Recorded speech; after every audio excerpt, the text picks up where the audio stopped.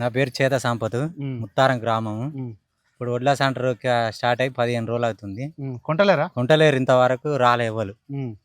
మొన్న ఒక DCM load పంపించినాము, మళ్ళీ మిల్లుల కాడికి పోయి మళ్ళీ వాపస్ వచ్చినాయి.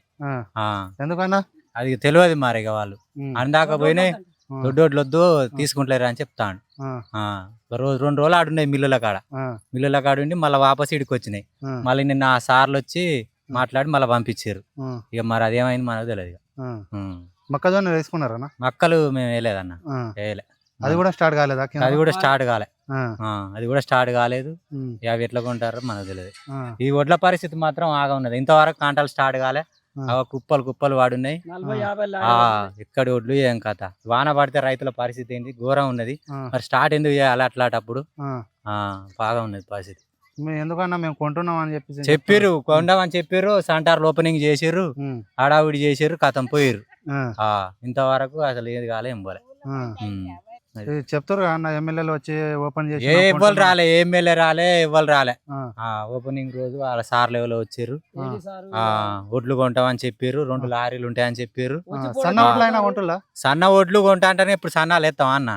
సన్నాలే మొత్తం దొడ్డు వడ్లే. ఇప్పుడు మనకు దిగుబడి వచ్చేది యాసింగ్, దిగుబడికి అయ్యేస్తాం కాబట్టి అయ్యే వచ్చినాయి. ఎమ్మెల్యే వచ్చి ఓపెన్ చేసిందా? మా ఎమ్మెల్యే ఆ రోజు రాలే, చైర్మన్ వచ్చారు, మార్కెట్ చైర్మన్ వచ్చారు. వచ్చి ఓపెన్ చేసారు, మీకు సెంటర్ మంచిగా నడుతా అని చెప్పారు. ఇక ఇంతవరకు ఏం లేదు. గతంలో ఉన్నప్పుడు ఎట్లా ఉండే అన్న? గతంలో ఉన్నప్పుడు పోయినాయిలే.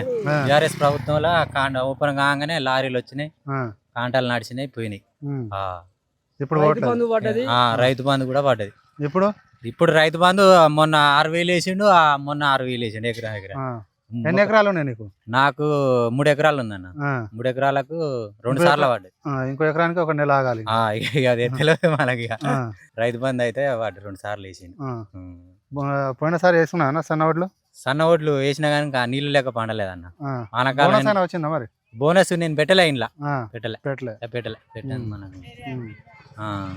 ఎమ్మెల్యే పనితీరు ఎట్లా ఉందన్న? ఇక మా ఎమ్మెల్యే పనితీరు అంటే ఇక ఏం పని చేస్తాను దానికి అట్లనే ఉన్నది. దయాకర్ ఉన్నప్పుడు ఎట్లా ఉండదు? దయాకర్ ఉన్నప్పుడు నడిచింది, పని మంచిగా నడిచింది, చాలా మంచిగా నడిచింది. ఎట్లా ఉంది మరి కాంగ్రెస్ పరిపాలన? ఇక కాంగ్రెస్ పరిపాలన అంటే ఇక చూస్తూనే ఉంటారు. ఇక ఓట్లు పోతలేవు, చాలా ఆగా ఉన్నది. రైతుల్ని రాజు చేస్తున్నారు. రైతే రాజు అని చెప్తారు వాళ్ళు. ఆడ మీది మాటలకే ఉంటది కానీ ఈడ చేసేటోళ్ళకి తెలిసి ఉంటది. ఏంటంటే రైతే రాజా అని ప్రతి ఒక్కరు అంటూనే ఉంటారు. మీద వాళ్ళు నాయకులు చెప్తానే ఉంటారు. చాలా ఆగం పరిస్థితి ఉంది. ఇప్పుడు వర్షం పడితే ఏందన్న ఈడ పరిస్థితి? వర్షాలు ఉన్నాయి. ఇప్పుడు 28, 29 వర్షాలు ఉన్నాయి అంటారు. ఇప్పుడు కాంటాలు చాలా ఇప్పుడు స్టార్ట్ అయ్యే 20 రోజులకు వస్తుంది. ఇంతవరకు అది ఏం పోలే. ఒక లారీ ఆనంగానంగా ఒక డీసీఎం పోతే ఆ డీసీఎం పోయి 2 రోజులు మళ్ళీ ఆడున్నది. మళ్ళీ వాపస్ ఇడికి వచ్చింది. మళ్ళీ నిన్న సార్లు ఏపీఎం సార్ ఇట్లా వచ్చి మాట్లాడితే మళ్ళీ పోయింది. మళ్ళీ ఇంతవరకు రాలే. ఇక అదే సంగతి ఏం తెలియదు.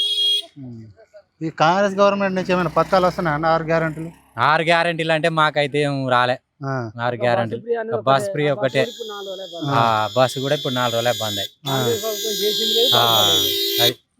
ఏం బాగు చేయలేదు అన్న కాంగ్రెస్? ఏమున్నది చేసింది ఇక కాంగ్రెస్ ప్రభుత్వం. ప్రజాపాలన అన్నారు, 6 గ్యారెంటీలు అన్నారు. ఇక అన్ని అటే పోయినాయి.